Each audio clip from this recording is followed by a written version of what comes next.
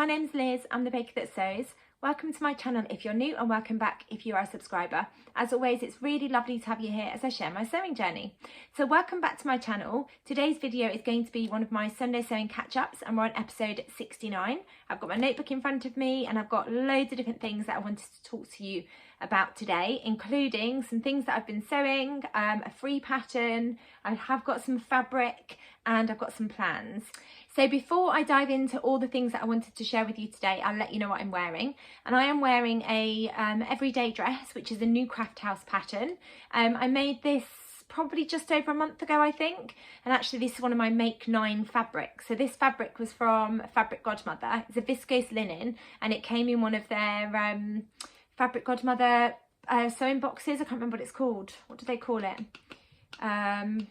Dream Wardrobe. It came in one of their Dream Wardrobe boxes, but I didn't want to turn it into the pattern that came in the Dream Wardrobe box, which was the Tilly and the Buttons Lyra. I just couldn't imagine this being a Lyra dress.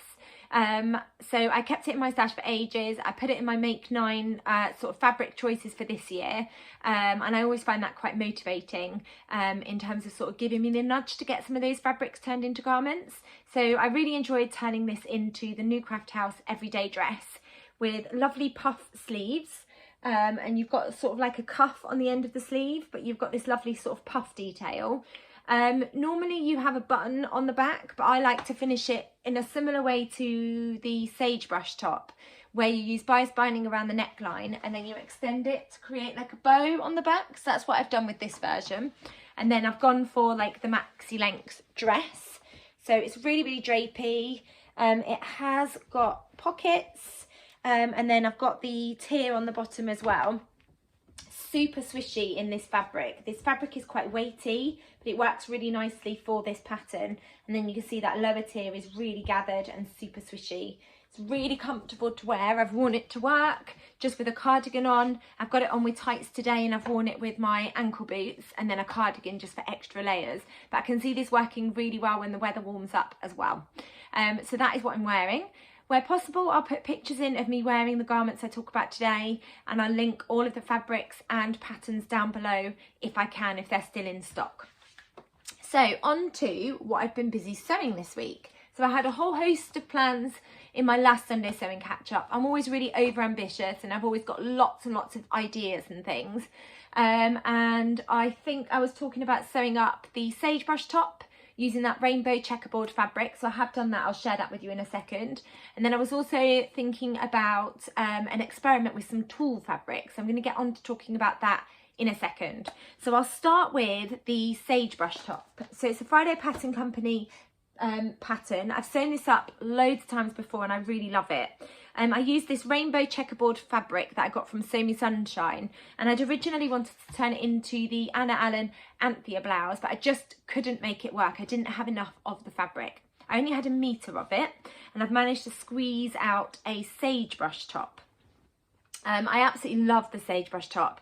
I really love a poofy sleeve, so that is what the sleeve looks like, and I've got elastic in the end of the sleeve. You use bias binding to finish the neckline, and then that finishes with a cute little bow on the back. It's got this gorgeous sort of yoke detail on the front, and then you've got the ruffles sandwiched between, and underneath that you gather the front bodice piece, so you get a little bit of gathering as well. I love the ruffle, and I think it looks really cute in this rainbow checkerboard print fabric. And then on the back you've got another yoke, and where you finish the neckline with bias binding, you get this lovely little keyhole opening, which is what I've replicated on this dress. I absolutely love the sagebrush. I think it goes with lots and lots of things. I've got some black dungarees that I think this top will go really nicely with and add a really lovely pop of colour. I've also got skirts that I can tuck this into. I've got dresses that I think this might go under as well, like dungaree dresses. And I just think this fabric is a really fun fabric. And it really showcases that gorgeous, this pattern really showcases that gorgeous print as well. So I'm really pleased that I've turned this fabric into a gorgeous blouse that I know I'm going to get lots and lots of wear out of. I'll have to pop on a top underneath at the moment, or wear it with a cardigan because it's quite chilly. But I think this is going to be a really lovely spring summer top as well. So I'm really pleased with that one, and that was a plan that I had last Sunday. And this fabric just really makes me smile. I love how bright and colourful it is. I just think it's absolutely gorgeous. And then I shared last Sunday this amazing like splatter print loop back French terry fabric that I got from First for Fabrics, and they've got it in different colourways. There's a white, there's a pink, and I think they've still got a turquoise left on their website. And I wasn't sure whether I was going to turn it into a dress or some joggers and a hoodie. I've actually gone for the joggers and hoodie pattern that I just seem to be loving making at the moment, and it's from the Tilly and the Buttons stretch book, and it is the Stella hoodie and joggers. So I've used that gorgeous splatter print fabric, so it's a loop back French terry. And you can see that on the inside of the fabric. You can see that texture from the loop back French terry. So that's what I've done. I've turned that gorgeous fabric into the joggers and also the hoodie. I've got the drawstring for the joggers, but it's black, and I'm waiting for a navy one. But just for the purpose of sort of trying them on and making sure that they fit, I did have a black one in my stash. I am going to swap it when my navy one arrives. I didn't have another one for the hoodie. So the hoodie, when I show you, hasn't got the drawstring yet, just because I didn't have any left. But I really love the Stella joggers and hoodie. I think it's a really comfortable fit. These are the joggers. They've got elasticated waist, they've got pockets at the front, and then they're finished with a cuff on the bottom. And then the hoodie, you've got a hood with a drawstring, and then you've got cuffs on the end of the sleeves. What I tend to do is I shorten the bodice and then I put on a band on the bottom, because I just like having a band so that I can sort of tuck the hoodie up and make it sort of quite baggy. And that's exactly what I've done with this version, and I'll show you in a second. I didn't have any ribbing that would match the fabric, so I just used the same fabric for the cuffs and also for the hemband, and it's worked absolutely fine. The French terry had enough stretch in it for the cuffs on the sleeves and cuffs on the trousers. I sew up a Tilly and the Buttons size 3, which is a 34-inch bust, 28-inch waist and a 37-inch hip. That's a slightly larger measurement than what my hip measurement is, but the bust and the waist sort of fit with my measurements. What I will say is you do need 2-inch elastic, and when you read the instructions for measuring where the trousers, the joggers are going to finish on you, they say that the joggers finish sort of mid-hip. I find that they actually finish more at my natural waist. I'll stand up, you're not going to be able to see because I'm wearing this dress, but they suggest that they finish sort of mid-hip, but actually they finish here on me.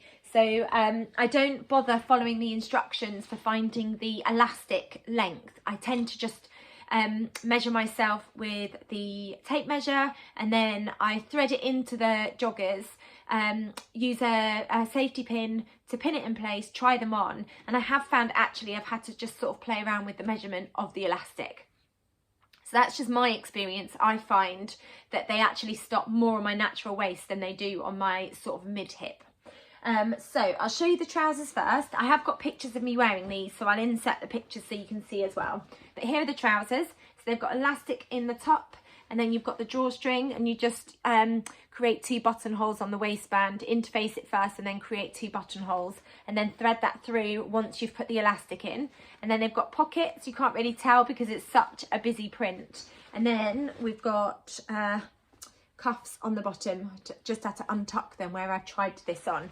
This fabric is incredible. I just think it's such a fun fabric. I really love that blue colourway, but I love all the different colours of the paint that's been like, well, it looks like it's been splattered on there. I just think it's such a fun fabric.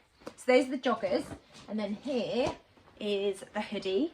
And in terms of lining the hood, I just went with the same fabric. So here's the hoodie. So you've got the hood, and the hood is lined. And then again for the drawstring, we've got buttonholes there on that side, and then you do a buttonhole on the other side, and then you create this channel. You're not going to be able to see very well, but you create a channel, and then you thread the drawstring through there, but I haven't got the drawstring yet. And then the sleeves, I've got the cuff on the end. I have put the kangaroo pocket on the front. You're not going to be able to see it properly, but that pattern piece you get included with the patterns. You have to trace it off. And then they recommend that you use that pattern piece for, there's a dress version of the hoodie, the Stella hoodie. I haven't actually sewn up the dress version, so I've just used, I like having pockets on hoodies and also in joggers, so I've just used the kangaroo pocket piece for the front of the hoodie. And then if I stand up, I don't know if you're going to be able to see because it's so busy, but I've just put a hemband all the way around, and then that just means that I can tuck the hemband up, and then it just creates sort of a little bit of a baggy sort of effect with the hoodie and then with the joggers as well. And because I find that the joggers come up quite high on me, I quite like being able to tuck the hoodie up ever so slightly, and having that band on there just means that it's going to sort of hold it in place and not make the hoodie fall down, and the hemband kind of holds it in place when I've tucked it under. So I'm really thrilled with both of these. I can feel like I'm going to get lots and lots of wear out of them. I could wear the joggers to school on a PE day, and I'm definitely going to wear these out of the house. I think it's such a fun set. It really made me smile when I put both of them on together. When I showed my husband, he asked if I could make him a set using this fabric, but actually when I showed him different options of fabrics, he's gone for this like graffiti effect fabric from First for Fabrics. I'll put a picture in of the fabric that he's actually chosen. So I'm going to have a go at sewing up a hoodie and joggers for my husband as well. So yeah, really pleased with that one. I don't think I had that planned for this week, but a moment of inspiration struck, and I was really excited about getting those sewn up. And then the final two things that I've sewn up, I talked about last Sunday, both of them being a little bit of an experiment.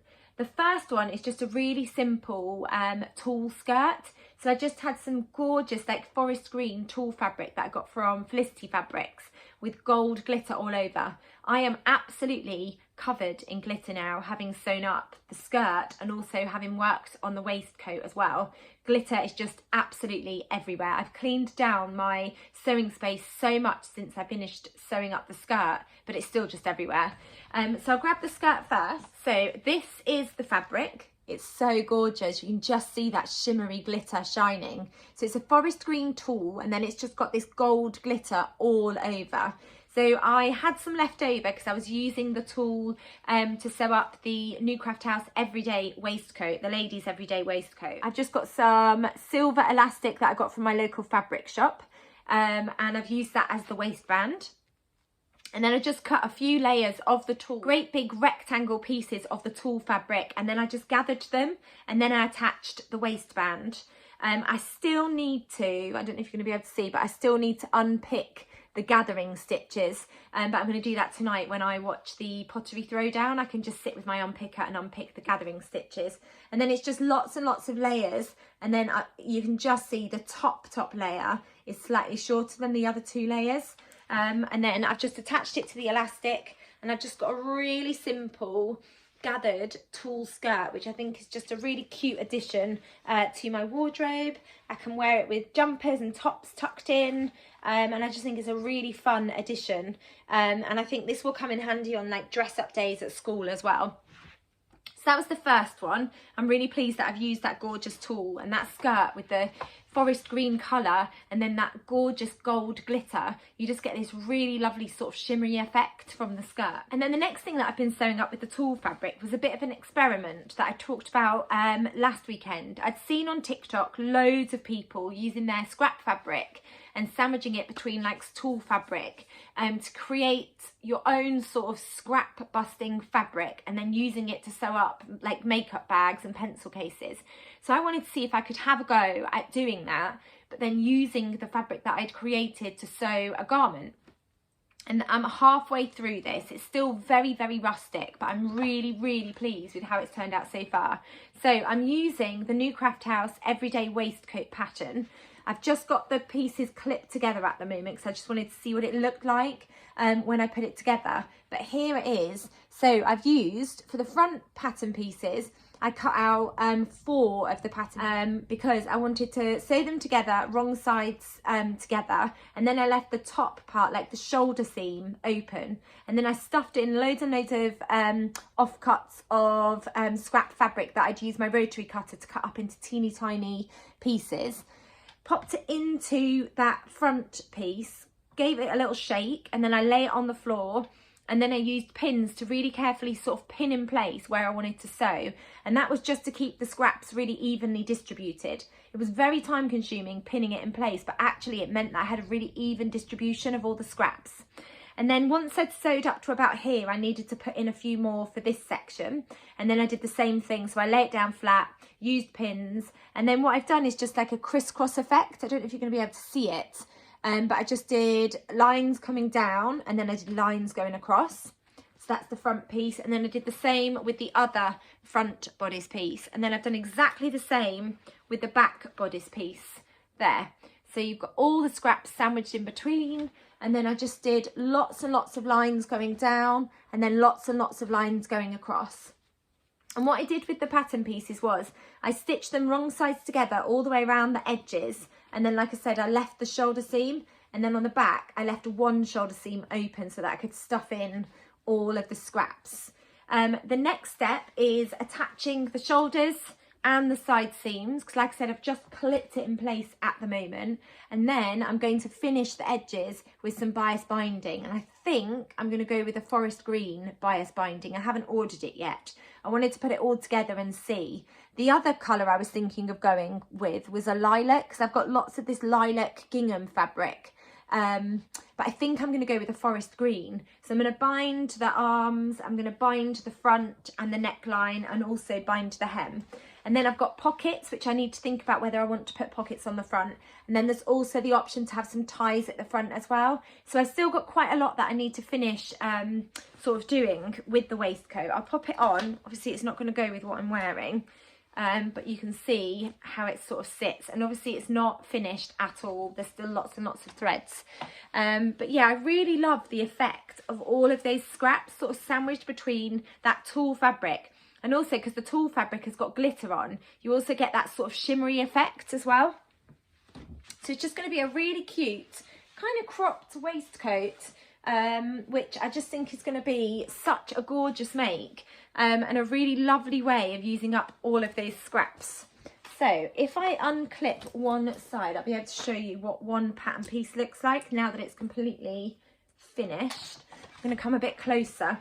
So here is one pattern piece. So you can see very messily, I've stitched all the way around, and then I stuffed all the fabric offcuts in there.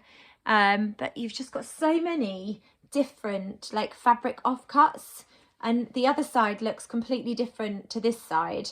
So this is the outside, because I have got a few chunks where the fabric scraps have all sort of merged together with one type of fabric. Whereas this side, it's a lot more random on that side. So I'm going to go with this as the outer part of the waistcoat.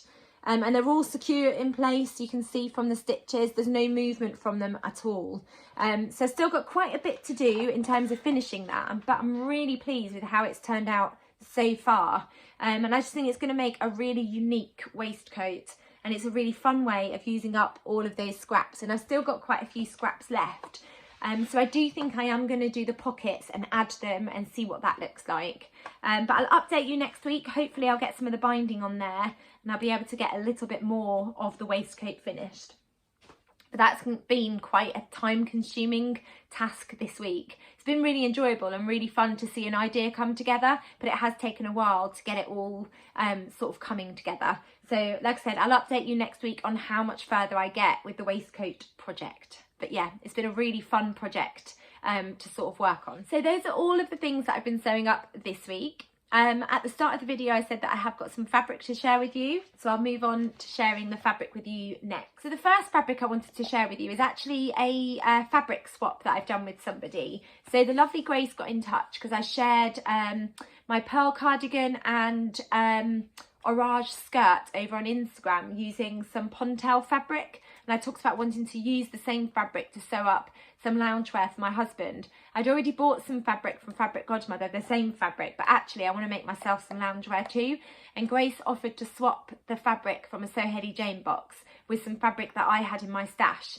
So it's quite nice actually going through my stash and looking at fabrics that I know that probably not going to get around to sewing up, and sharing them with somebody else, and then Grace getting to choose which fabric that she really liked the look of, and then I got a fabric that I really wanted in return. So it's this gorgeous mustard Pontel fabric that came in a Soho Jane box, and I'm going to use it to sew up some cozy pyjamas. There's 2.5 meters here, so I might have enough to turn it into like a pyjama top for Lola and Ruby as well. I'll see how much fabric I've got left, but I think I'm going to use the Tilly and the Buttons Juno pyjamas using this gorgeous fabric. So thank you, Grace, for swapping the fabric with me. I was really excited to get my hands on more of this gorgeous Pontel fabric. And then Grace also sent me, which was just really, really kind, a spool pod from Pattern Chase. Which is such a great storage idea. So it's for putting all your little spools in. I've got like a plastic tub thing that I keep them in, but I've got loads of spools that have just been left over from projects, and they tend to unwind themselves. So I'm looking forward to being able to use this to keep them in place and stop them from being unwound when I just leave them in my sewing space. So thank you, Grace, for that really kind gift as well. It was really thoughtful of you. The next fabric I bought when I went to my local fabric shop. I try not to get distracted by fabrics, but as you've seen from all of these videos, since I said in January that I was on a fabric ban, I haven't actually sort of stuck to my fabric ban because I do get easily distracted. But when I went into my local fabric shop, I was going for elastic and buttons and thread. But I got distracted as soon as I walked into the shop by this gorgeous lilac gingham cotton jersey. And I hadn't come across a gingham cotton jersey fabric before, which is why I bought it. And it was only like £6 a metre. So I got 3 metres of it. So I've got enough fabric to have a play around with it. I'm not sure what I'm going to turn it into yet, but I really love that gingham effect. And I really love the colour lilac as well. So I just couldn't resist picking up a couple of metres of this gorgeous fabric. So no firm plans for it yet. It's just going to go in my stash. But it was one of those fabrics that as soon as I saw it, I tried to ignore it and then I couldn't stop thinking about it. So I grabbed myself a couple of metres of that. Such a gorgeous colour. I absolutely love it. And it feels really lovely and soft as well. And then I've got another fabric that I wanted to share with you that I got from Fabric Godmother, and I could not resist this fabric. As soon as they shared it on their Instagram stories, I absolutely loved it. It's such a beautiful fabric. So it's described as Jumbo Daisy Stretch Cotton Sateen from Fabric Godmother, and it is this absolutely incredible fabric. It's sort of a lilac-y background, and then it's got these really gorgeous like bright neon flowers all over it. I've got 2 metres of this fabric. Let me see if I can open it up for you. I just think it's such a fun fabric. So I've got 2 metres. It has got stretch to it. And I've got a couple of ideas for what to turn it into. I was thinking of turning it into some really fun Yanta overalls. I thought this would make a really great pair of Yanta overalls. Or I was thinking of turning it into maybe some trousers. So maybe the Anna Allen Persephone pants. I need to have a little think about other patterns that would work really well for this cotton stretch sateen, but I just couldn't resist that gorgeous print, that lilac background with those amazing neon green flowers. I just think it's such a fun fabric. So I need to have a little think. Or the other thing that I thought would work really well with this fabric was a Sorrento jacket, so a denim jacket in this. I thought that would be a really fun denim jacket. Let me know down below what you think I should turn it into. Dungarees, trousers, or a denim jacket. If I turned it into trousers, I could actually turn it into trousers and a denim jacket because it's quite a wide fabric. And I know that the Sorrento jacket doesn't take a huge amount of fabric. So do let me know in the comments below what you think I should turn this amazing fabric into. If they've got any of this left, I'll link it down below. I think they might have had it in another colourway as well. So if Fabric Godmother have got any left, I'll link it down below so you can go and check it out. But it's such a fun fabric. And then the final fabric is a fabric that I haven't ever bought before. I've been tempted when I've seen it on the New Craft House website, but it's a pleather fabric. So I have gone for a forest green because green's my favourite colour. Here it is, and I've bought 2 metres of it. It's described as a dark green pleather, and I have plans to turn this into a leather jacket. I don't know what kind of pattern I'm going to go for, but I bought from a charity shop this kind of like biker jacket. I think it is a biker jacket style. It's originally from New Look, but I got it in the charity shop, and I really love wearing it. Not in the winter when it's freezing cold, but I tend to wear it when I go out, if I'm going out with friends for dinner and things. And I really love the style of the jacket. I'm just going to try and zip it up. I really love the style of the jacket. It's got a collar. The sleeves aren't too long, but, you know, if I stretched, you know, they don't go up too short. And then it is lined. The label just says it's a polyester fabric. So it is lined as well. And when I found this, it made me feel quite inspired to have a go at sewing my own leather jacket. And then the pleather fabric was released on the New Craft House website. They've got loads of different colourways. They have this gorgeous, if I remember correctly, they have this gorgeous yellow.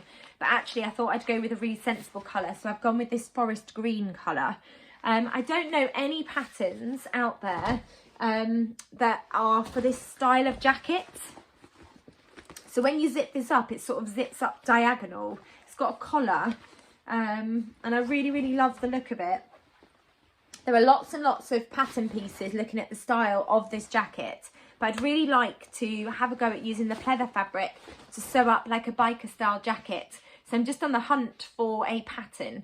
So if anyone knows of any biker style jacket patterns, please let me know in the comments below, because I haven't come across any. I think I found one on the fold line, but it had like a fur kind of lining, and I don't want that type of sort of pattern. So if anyone knows of any biker style jacket patterns, please do let me know in the comments below. It's not something that I'm going to dive into sewing up yet, because I need to do a lot of research on how you handle this type of fabric and how you sew up that type of garment. But it's definitely a project that I'd really like to get my teeth into, maybe at Easter time or maybe in the summertime when I've got a little bit more time. But I really love that fabric. That colour is absolutely gorgeous. And I thought I'd go with a forest green, because I thought it might go with quite a lot of things that I've got in my wardrobe, rather than a bright yellow that might be more difficult to sort of pair with different things that I've got in my wardrobe. So that was all the fabrics that I wanted to share with you today. So now I've got a free pattern to talk to you about that Nina Lee's just released over on her blog. And on her blog, she talks about doing a video tutorial as well. It's a really gorgeous sort of scrap busting pattern. And the pattern is for like this really gorgeous like hair bow sort of clip that she's made. It's really beautiful. All of the versions that she's shared are absolutely gorgeous. So it's a free pattern. You get it over on Nina Lee's blog. I'll link it down below for you as well, but I'll put some pictures in so you can see what it looks like. So it's a free pattern to make a hair bow. It's a great scrap buster. So I had a quick look at the measurements, and you really don't need a huge amount of fabric at all. But then you also need something called a hair barrette, which is like a hair clip type thing. I'll put a picture in of what it looks like now, because the bow, you glue it onto the barrette from memory. If I think about I went and read the blog as soon as I saw the pattern that she released. I think you make the bow up and then you glue it onto the hair barrette and then you clip it into your hair. And like I said, the versions that Nina's made are just absolutely gorgeous.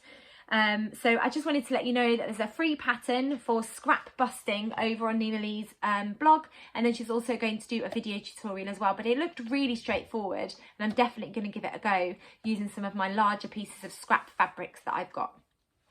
And then I also wanted to let you know, because I've been going through my fabric stash and my pattern stash to put on the Stash Hub, which is the app that I like to use for sort of collating all of my fabrics and patterns. And I've talked about the Stash Hub quite a lot. I'll link it down below if you don't know what I'm talking about, so you can go and check out Instagram. They've got an Instagram page where they give you a bit more information, but it's basically an app where you can log all of your fabrics, you can log your patterns, and then you can also log projects and plan projects on there as well. So over on the Stash Hub Instagram page, the lovely Yvette, who is Blossom Sandwich, shared that there is a collection sort of donation happening at the moment for Melanie, who is Melanie Keane over on Instagram, because she runs a sewing project. So it's like a weekly sewing project in Guildford for refugees. And it's for the Guildford Refugee Centre. So it gives residents the chance to be creative and learn new skills, but they are currently looking for donations. And I've got a list in front of me of donations that they're looking for. So they're in need of dressmaking fabric, so 1.5 metres and more of dressmaking fabric, any sewing patterns, any notions like buttons and trims, elastic, etc., sewing tools, thread, and any working sewing machines and overlockers.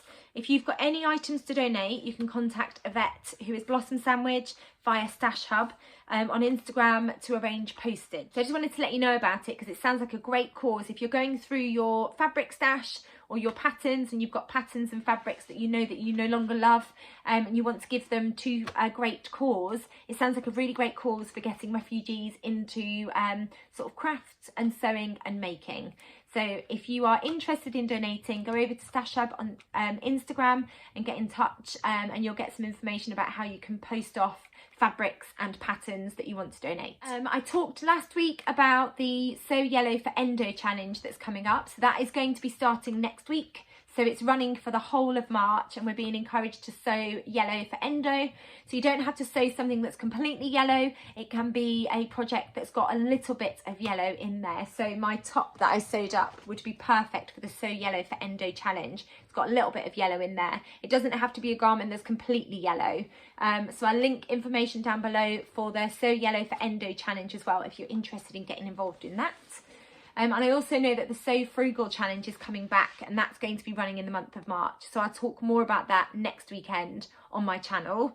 But that's where we're encouraged to sew using a free pattern and also using fabric that we've already got in our stash and just being encouraged to be as frugal as possible with our sewing. And then I always like to finish with some sewing plans. I've always got lots of sewing plans on the go. I've got my waistcoat that I'm hoping to get finished. And then I've got 2 more Wren bras cut out because I had to go at sewing up a Wren bra not last week but the week before, and I talked in last Sunday's episode about how I got on sewing that up. But I've immediately cut out 2 more Wren bras because I want to give the pattern another go. Now that I really understand the construction of the pattern, I'd like to have another go and hopefully be a little bit neater. So I've got 1 cut out in a cotton jersey and I've got 1 cut out in a stretch lace, which I'm really looking forward to tackling. So I'll update you next week on how I get on with sewing up those. And then I've also cut out my heather blazer. So feeling motivated and inspired after sewing up Ruby's heather blazer in that fleece fabric. I've got out my wool fabric, I've cut it out, and I'm really looking forward to starting to sew the heather blazer up. That was my last, well, not my last Make 9 actually, because I've got another Make 9 project from last year that I didn't get sewn up. My second to last Make 9 project from last year, using that gorgeous wool fabric that I got from New Craft House. So I'm really looking forward to making a start on the heather blazer. So I'll update you next week on my progress with the heather blazer as well. So before I go, I just wanted to say a massive thank you to everybody that has bought me a coffee over on Ko-fi. I get notifications every so often that pop up and then I pop over there. But I just want to say thank you so much for all the kind donations. I really do appreciate it. There's a link down below if you do fancy buying me a coffee. I am saving up to buy some more vlogging equipment. So I'd like to get a ring light and a really decent vlogging camera so I can improve the quality of my vlogs.